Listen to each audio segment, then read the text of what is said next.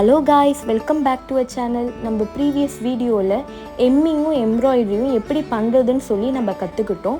இன்னியோடைய கிளாसेसல நம்ம ஊக்கோ and press பட்டனும் எப்படி தைக்கலாம்னு சொல்லி வாங்க கத்துக்கலாம். இப்போ நம்ம கொக்கி தைக்கிறதுக்கு நமக்கு என்ன மாதிரி மெட்டீரியல்ஸ் தேவைப்படும்னு பார்த்தீங்கன்னா, நம்ம ஆல்ரெடி ஸ்டிச் பண்ணி வச்சிருந்த கர்ச்சீஃப், அதுக்கு அப்புறமா கொக்கி, thread, scissor and needle threader, அப்புறம் ஊசி, அப்புறமா லைன் போடுறதுக்கு ஒரு ஸ்கேல் பென்சில் எடுத்துக்கலாம். இப்போ நம்ம கிளாத்தை ஓப்பன் பண்ணிவிட்டு ரெண்டாக மடிச்சுக்கிறோம். ஏன்னா நம்ம பிகினர்ஸாக இருக்கிறதுனால நம்ம ஸ்டிச் பண்ணும்போது நம்மளுக்கு எந்த சுருக்கமும் இல்லாமல் ஸ்டிச் பண்ணால் கொஞ்சம் ஈஸியாக இருக்கும். இப்போ நம்ம ஒரு ஸ்கேல் எடுத்து லைன் போட்டுக்கலாம். அப்புறம் நம்ம நீடல் த்ரெட்டர் எடுத்துக்கலாம். அது இல்லைனா கூட பரவாயில்ல, நம்ம பொறுமையாகவே நூல் கோக்கலாம். நம்ம எப்பயும் போல் நூலை ரெண்டாக மடித்து ஊசியில் கோக்கலாம். நம்ம லாஸ்ட் எம்மிங் அண்ட் எம்ப்ராய்டரி கிளாஸில் ஒரு நூலை ஏற்றலாவும் இறக்கலாவும் போட்டு முடிச்சு பண்ணோம். பட் ஆனால் இதில் அப்படி பண்ணாமல் ரெண்டு பக்கமும் ஒரே அளவில் நூலை வச்சு மொத்தமாக சேர்த்து முடிச்சு போட போகிறோம். இப்போ பார்த்தீங்கன்னா நம்ம கொக்கியை எடுத்து லைட்டாக நீக்கிக்கலாம். இது நார்மல் கொக்கி. இது நீக்கிட்டோன்னே நம்மளுக்கு இப்படி தான் இருக்கும். நம்ம எப்போவுமே தைக்கும் போது இந்த மாதிரி நீக்கிட்டு தைச்சோன்னா நம்மளுக்கு அது தைச்சி முடிச்சிட்டோன்னே அழகாக இருக்கும் பார்க்க. இப்போ நம்ம எப்படி கொக்கி தைக்கிறது வாங்க பார்க்கலாம். இப்போ பார்த்தீங்கன்னா கொக்கியை லைன் மேலே வச்சுட்டு ஊசியை நம்ம துணிக்குள்ளே குத்தணும். இந்த வளையத்துக்குள்ளே இருந்து வெளியே எடுக்கணும். இதே போல் நம்ம 4 டைம் துணியில் குத்தி வளையத்துலேருந்து வெளியே எடுக்கணும். இப்போ நம்ம 4 வாட்டி ரைட் சைட் பண்ணிட்டோம். அதே போல் இப்போ லெஃப்ட் சைட் நம்ம பண்ணணும்.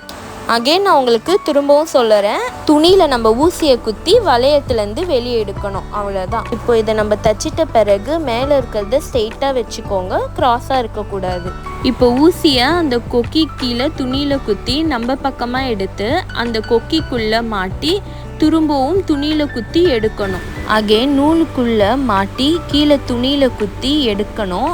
இந்த மாதிரி 4 டைம்ஸ் பண்ணுங்கள். அப்புறமா நம்ம நாட் போட்டுக்கலாம். அடுத்து நம்ம தைக்கும்போது 1 இன்ச் கேப் விட்டு தைக்கும்போது நம்மளுக்கு பார்க்க ரொம்ப நீட்டாக இருக்கும். நம்ம பக்கத்தில் தைச்சோன்னா கோணலாக வரும். ஸோ 1 இன்ச்சு கேப்பு விட்டு மார்க் பண்ணிவிட்டு தைச்சா நீட்டாக இருக்கும் நம்மளுக்கு. ஸோ நீங்களும் போய் தைச்சிட்டு வாங்க, நானும் அதுக்குள்ளே தைச்சிட்றேன். இப்போ பார்த்தீங்கன்னா நீட்டாக இருக்குது. ஸோ நீங்களும் 1 இன்ச்சு கேப்பு விட்டு ஃபுல்லாக தைச்சி பார்த்தீங்கன்னா நீட்டாக இருக்கும். சரிங்களா? நம்ம மேலே பார்க்கும்போது கொக்கி நம்மளுக்கு இப்படி இருக்கும். அதே உள்ளக்கா பார்த்தீங்கன்னா உங்களுக்கு இந்த மாதிரி இருக்கும். இப்போ நம்ம கொக்கி தைச்சாச்சு. இப்போ கொக்கி மாட்டுறதுக்கு எப்படி தைக்கிறதுன்னு சொல்லி பார்க்கலாமாங்க. ஒரு சிலர் மிஷினில் தைப்பாங்க.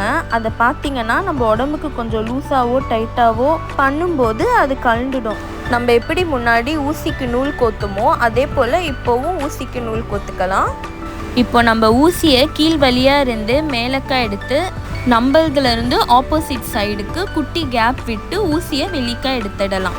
அப்படியே கீழே ஆப்போசிட்டாக இன்ட்டு மாதிரி நம்ம குத்தி எடுத்துக்கணும்.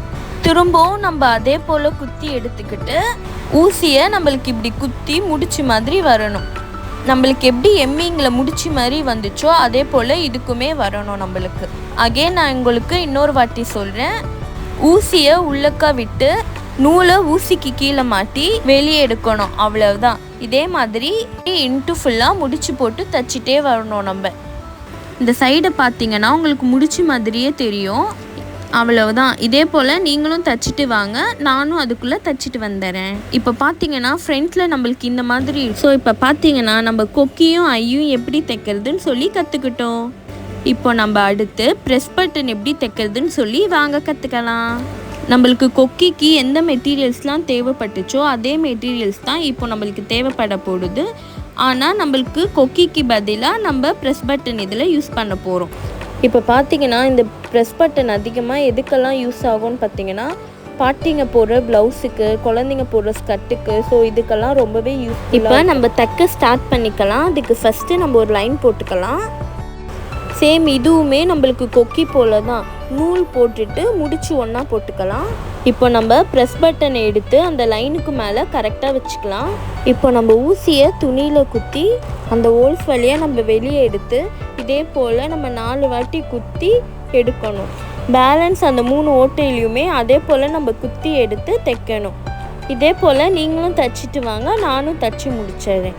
இப்போ பார்த்தீங்கன்னா மேல் பக்கம் நம்மளுக்கு இந்த மாதிரி இருக்கும், உள் பக்கம் இதை மாதிரி இருக்கும். இப்போ பார்த்தீங்கன்னா நம்ம 4 சைடுமே தைச்சிட்ட பிறகு ஊசியை மேலேருந்து கீழ் வழியாக எடுத்து எப்பயும் போல் 2 வாட்டி குத்தி முடிச்சு போட்டுக்கலாம். அவ்வளவுதான். இதோடைய லாக்கை எடுத்து நம்ம லைன் மேலே வச்சு எப்பயும் போல் ஊசியை துணியில் குத்தி அந்த ஹோல்ஸ் வழியாக இருந்து நம்ம வெளியே எடுக்கணும். இதே போல் நம்ம 4 டைம்ஸ் பண்ணிக்கலாம். இதுக்கப்புறம் இந்த 3 ஹோல்ஸ்லையுமே இதே போல் நம்ம தைக்கணும்.